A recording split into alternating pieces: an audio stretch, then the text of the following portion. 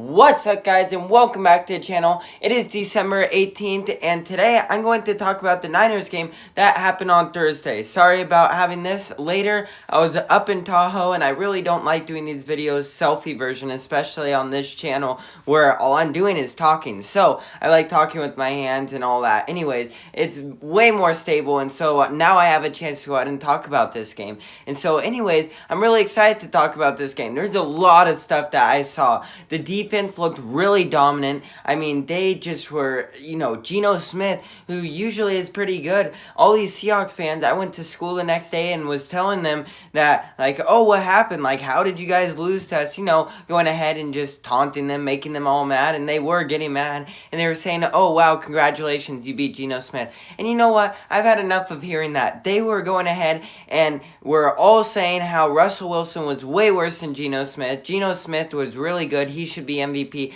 honestly, he shouldn't be MVP, but he should deserve a contract in Seattle. He is not that bad of a QB, especially given the circumstances that he has had and not as much playing time as a lot of other quarterbacks. This is really like his first season on a true team. I know he was on the Jets for a while, but this is his first season actually being on a true team. And not saying that the Jets aren't a true team, but they just obviously historically are not that good of a team. So now with all that being said, like I said, defense was just really dominant, keeping Geno Smith at just throwing not that far really at all. And as for our offense looks really good. Run game and Christian McCaffrey looks pretty good. And not only that, but our, Brock Purdy, he has been outstanding. And, if he does end up, which I don't know what the likelihood of this happen, but if he does make us go all the way to the Super Bowl, and if he wins the Super Bowl, there might be some talks of him being a starter over Trey Lance, and I do believe that will be true.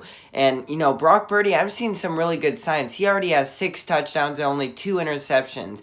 And, yesterday, or not yesterday, but the last game on Thursday, when they played the Seahawks, first of all, it was in a really hard atmosphere to go ahead and win in. Seattle is just the way it's built and how much fans they'll have go there and all that. It's really hard to go ahead and be the opposing team there. It's just such a fan advantage, a home field advantage and all that. The fans do a great job at Seattle. Never been to a game there, but I would like to one day, a Niners versus Seahawks game. That would be such a hype game, especially there. But like I was saying, is that Seattle is not a hard place to go ahead and go into, especially if you're a rookie QB, and this is only your second start in the NFL, and really your third game basically in the NFL. To be coming into an atmosphere like that in Seattle, that is just what accomplishment to go ahead and win like that, especially in this big of a rivalry.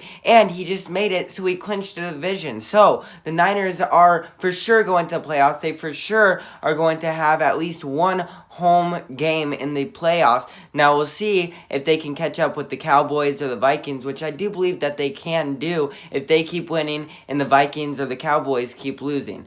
So, with that being said, Brock Purdy, though, like I was saying, he is just outstanding. He had another good game. He had 218 yards and 2 touchdowns with no interceptions on Thursday's game. So, he was still outstanding, and I am going to give him my player of the game just like last time because this, like I was just saying, he had everything going against him. Home field advantage was all taken away. It was all going in the Seahawks' favor. So he had to deal with the non-home field advantage. I don't know what you would call that. But not only that, he also had to deal with all the stress of this game and what this game meant to the Niners. So, with all that being said, I thank you guys for watching this video. Please remember to like and subscribe, and I will see you guys in the next video.